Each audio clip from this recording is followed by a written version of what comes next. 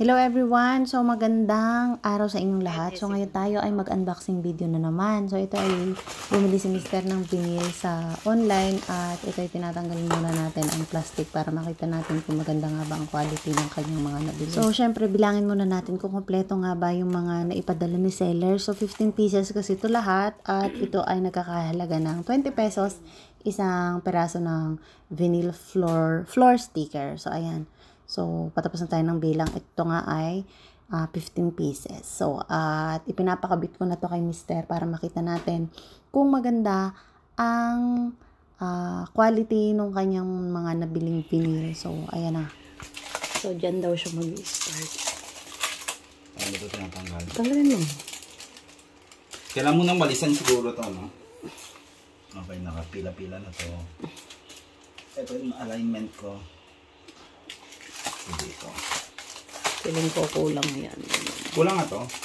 15 lang. Hindi yan even ang lagay mo.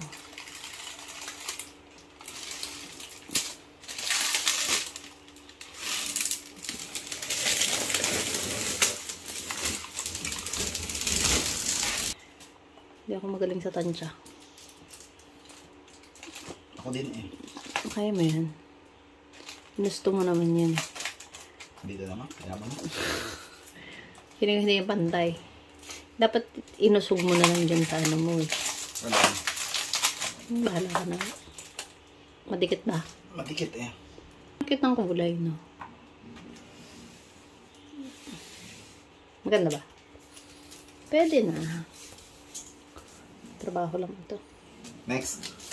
Ano, cute siya.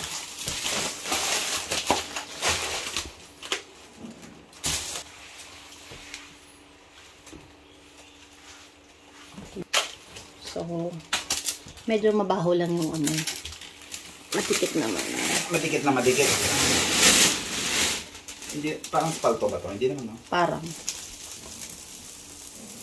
Agoy.